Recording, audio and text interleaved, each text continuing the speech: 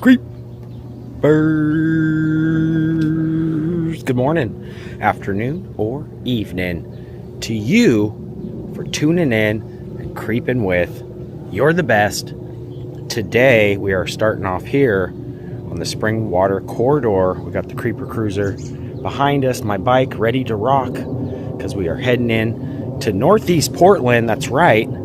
If you guys haven't heard, or you have heard, it's national news at this point, but a mystery that has haunted Portland since December of 1958, the Martin family disappearance. Where in the heck did they go? A long time overdue, and just recently, as of yesterday, they pulled the Martin family's car out of the Cascade Locks region, kind of hinting to the mystery as to what happened to the missing family disappearing December 7th of 1958, never to be seen again. Today, we're going to tell you more about the Martin family disappearance, how it's, plagued Oregon's mysteries for many years, and where it all started. We're heading to the Martin family home in Northeast Portland. I'll tell you more about the family. Kind of a somber day. Very interesting, a little missing piece to the puzzle. We'll see what happens, but we're going to kind of backtrack and see where it all started. We're heading into Portland. Stay tuned. It's going to be a good one.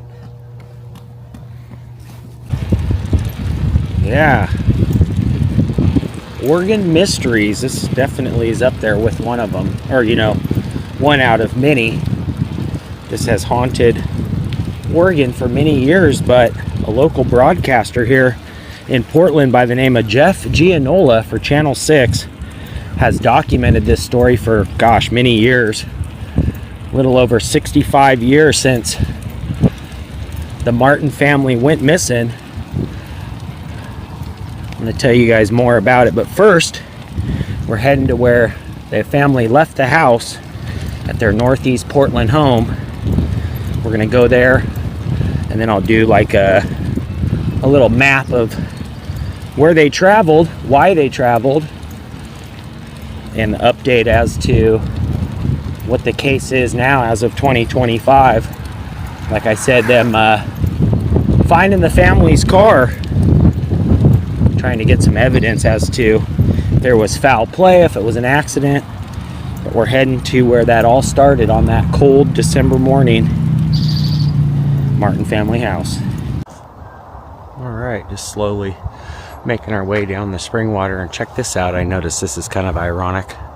Southeast Martin's Street. But we are heading into Northeast. I thought, how ironic is that? Martin Street.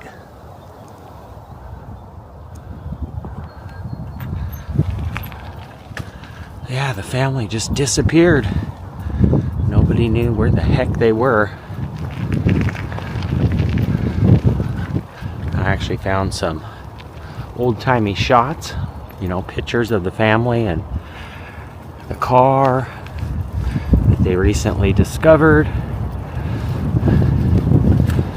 So it's gonna be interesting. If you guys like mysteries and stuff, you'll like this one, hopefully. It's definitely an interesting one that has plagued Oregon for many years. Today we're digging deep.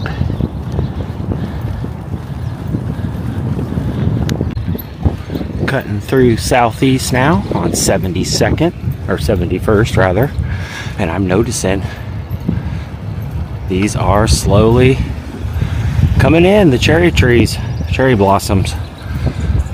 Looking fabulous this morning. Oh yeah. All right, we still got to get over to Northeast.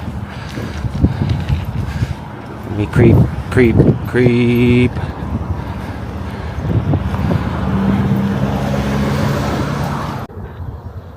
All right, we have made it to Northeast Portland. Got the Creeper Cruiser locked up behind us, and we're walking through the neighborhood. 1715 Northeast 56th and Broadway sits right here. the Martin family estate. And I want to be respectful, obviously, to the people that live here and own it now. But that's where it all took place. As stated, December 7th, 1958, the Martins took off for a family trip in their, I think it was a 1952 or so, fairly close to the year they went disappearing, car. I think it was like a Studebaker. I have to enter the exact model.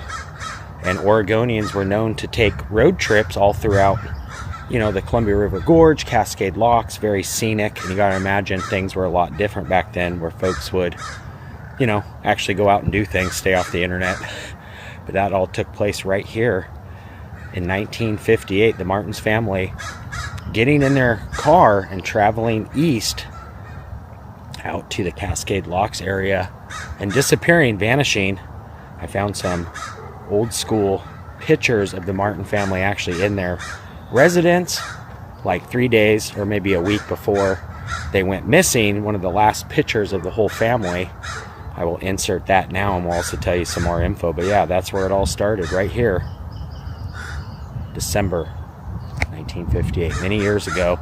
The case has never been closed. They never actually figured out where they went until yesterday, when they pulled the car that was submerged for many years out of the Columbia, I think it's the Columbia River, by Cascade Locks.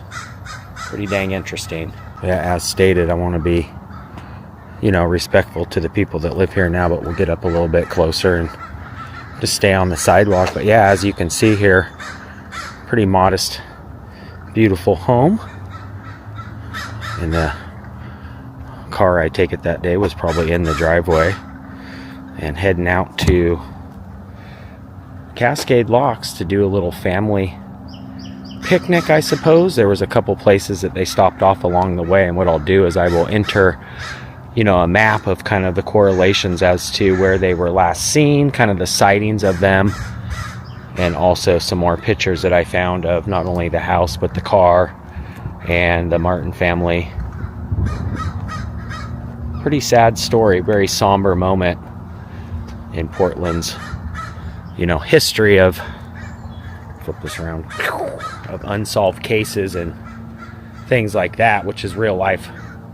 So I want to be obviously respectful, but the car was submerged for many years right below the Cascade Locks Bridge. Is like a little picnic area, and as things have changed over the years, obviously you can't just drive down onto the picnic area now. It's kind of docked off, but the local news and also the national news picked up the story because a couple years ago, another investigator, kind of author I guess he is, by the last name of Mayo, I can't think of his first name, actually scuba dived down into the water and was able to find remnants of the car. They weren't, to this day, as of yesterday, they did pull a car out. They're not 100% sure. They said they are like about 99% sure that it's the Martin family's car, because they were able to match portions of the plate and also the sticker that you would get through the county or DMV match. So the diver was able to, submerge himself underwater. But I guess since, the car's been underwater for so many years, there was so much sediment and everything kind of weighing it down that they actually had to have a barge come in with a giant crane on it and slowly lift the car out. And they started, I think, day before yesterday, as the recording of this, March 2025. So many years have passed since that happened, but all starting out here as to what the heck happened, what really did happen to the Martins family. And I guess we'll get some more info as that car's, being investigated and looked at. They're actually going to be able to see if there's any human remains in it, if there was any foul play involved. But many years have passed, and it has plagued Portland's residents and people that are from here. It's one of the pieces of Oregon that was really never solved. So we'll keep you posted on that. But yeah, this is kind of where it all stayed. And like I said, I'll kind of do just a quick, map of where they were seen. They got gas, I believe, right on the cusp of Zigzag, where it goes up. I could be wrong 100%. I have to get back on the maps and actually look to see. But there was sightings of the family together, all but the oldest son, who actually went off to the Navy and who was interviewed later by police and kind of questioned about that. So they're not quite sure if there was foul play involved or if it was just a total accident. But this is basically where it all started, right here, Portland, Oregon. Yeah, they even had, rewards, and I think to this day they still offering a reward about the case as it kind of is slowly being figured out. But the family consists of the following: the husband, E. Kenneth Martin, 54, the wife, Barbara Jean Martin, 48, and the 3 children, Barbara, Virginia, and Susan. Barbara, 14 years, Virginia, 13 years, and the littlest, Susan Margaret Martin, 11 years old. And it says, any information on above family will be deeply appreciated by Multnomah County Sheriff Francis Lambert. I believe that was the original, sheriff on the case. And they have never returned to the house. The law enforcement agencies in this area have been unable to find them or any clues as to where their whereabouts may be. But like I said, with the car being found now, it's kind of slowly narrowing that down. So pretty scary. And like I said, I'll do my best to insert, some of those pictures. So yeah, I'm almost positive like I said, it was the Columbia River. It says several months after the family vanished, the bodies of Susan and Virginia were discovered downstream on the shores of the Columbia River, roughly 30 miles apart from each other. The police initially suspected that the family's car may have crashed into the river. Through the circumstances surrounding the event could not fully be explained.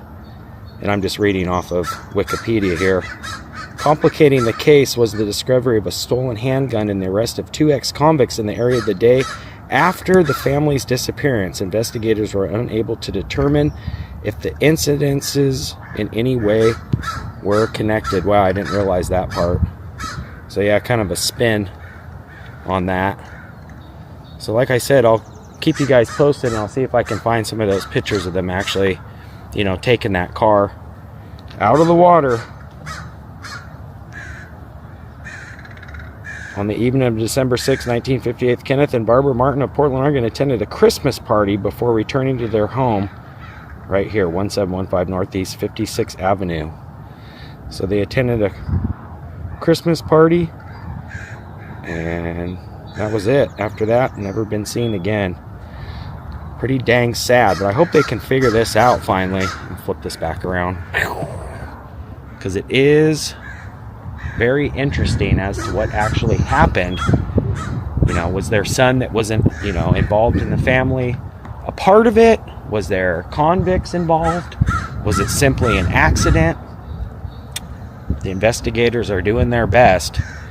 And like I did say, I have to give it to the local journalist here. Jeff Gianola has done such a great job for Coin 6 investigating this for years now. About 40 years now, I think he's been doing this. Maybe even longer. So we'll keep you guys posted. But pretty dang interesting and scary. But it's also pretty cool to think that with technology now, they can figure things out a lot more than if they were to find the car back then.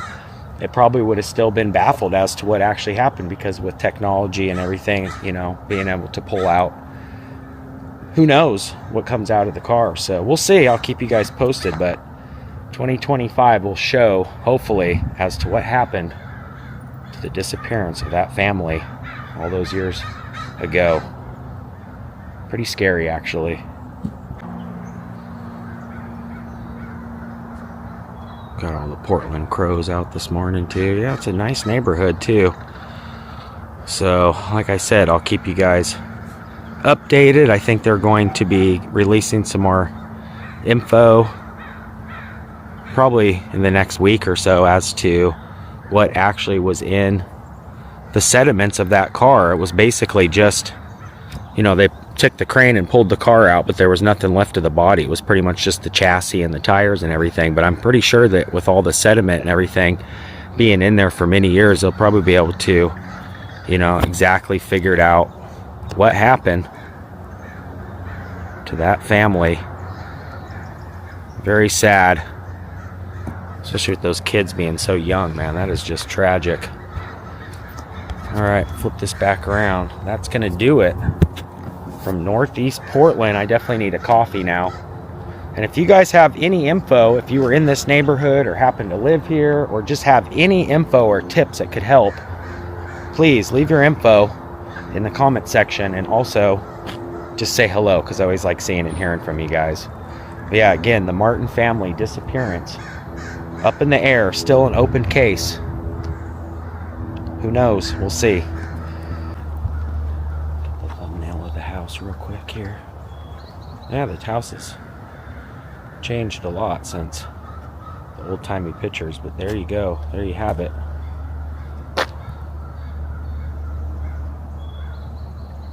We'll see.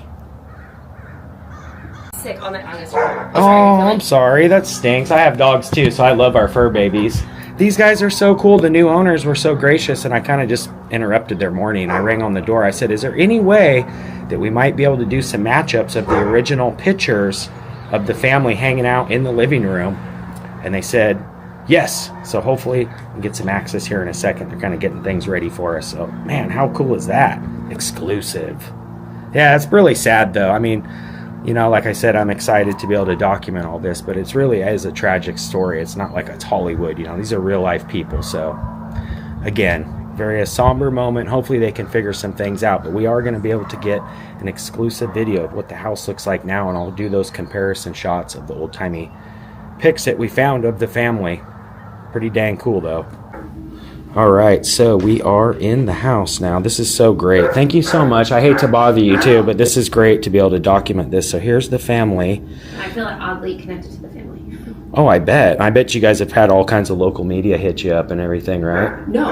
Really? Not yet. Jeff Gianola for Channel 6 is... Jeff's been over many yeah, times. he's covered this so good. I mean, his journalism is so great. Yeah. But here's the family. I guess it's like about a week before the disappearance, and like I said, the names of the family earlier. But if you guys, you know, wanted to check the description, I'll leave the information as to their ages again and stuff like that. But they were all in the car except for the brother, the oldest brother there on the far left. But as you can see, here is that shot. And interesting enough, they do have a picture basically in that same place, and the couch as well. So a lot has changed, you know, since 1958. But the house still exists, and that's where they would be sitting. That pretty much very last picture right there. And interesting enough, like I said, with the couch and everything. And then you said there was another one where he dressed up as Santa for many years, and you can actually see the window as well. I'll see if I can find that. But that is so great just to be in the house too. It gave me goosebumps, you know what I mean, doing all this and then connecting it to the car's appearance yesterday. Man, that was just, it's just so crazy. Well, so another fun fact for your blog is, so they obviously, the family loved Christmas. Uh-huh. So when they built the house, look at the corner store at the fireplace. I don't know what you call it. Oh, wow. They did. They put a little wreath in there. Mm-hmm. Wow. Yeah, I guess they went to like a Christmas party and then came home, and then that morning they left to drove. You know, people back then would actually take the whole family in the rig and drive up east and go up to Cascade Lock. So that's when the families would get together in their cars and do the traveling. But they went to that last Christmas party. Man, that is ironic that that is on there like that, and all taking place back in December as well. So thanks again for your time. This has been amazing. And there's one last so you want one other matchup. Oh, I love it. I love the info. Okay. I'm trying my best not to film you guys because I know you don't want to be on video. But excuse the dog from everywhere.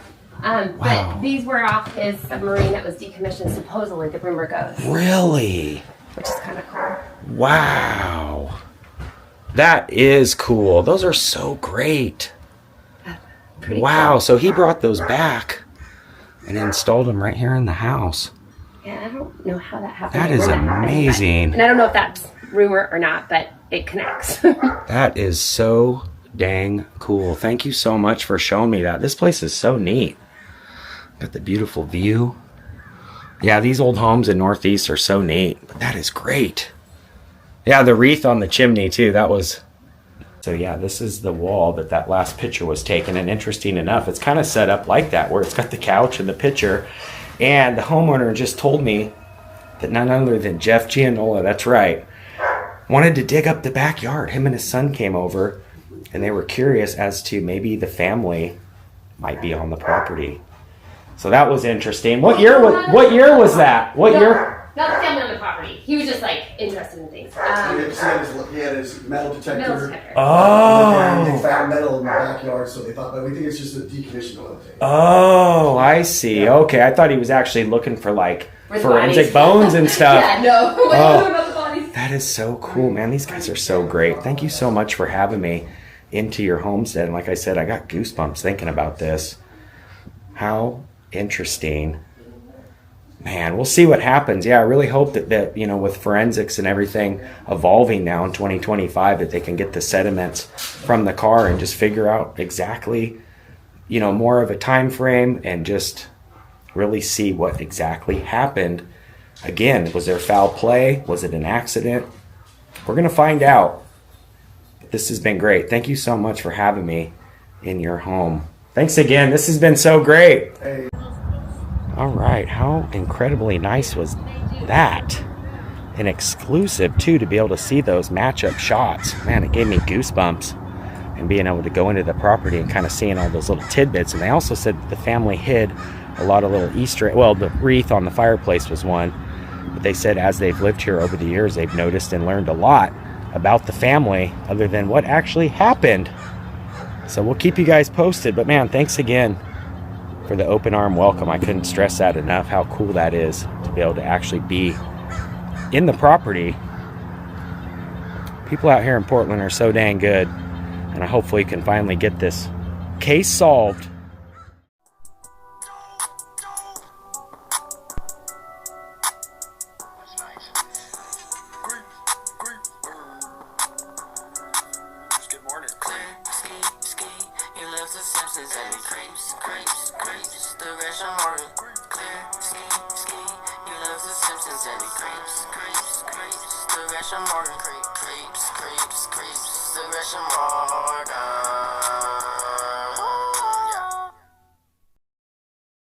That's going to do it for today. If you guys are new here, make sure you hit that red subscribe button. That'll dial you into being a creeper today. You can also ring that bell. That way when I creep, you guys will be the first to creep. And if you did enjoy this, give it a thumbs up. Till next time, creeper out for now. Peace.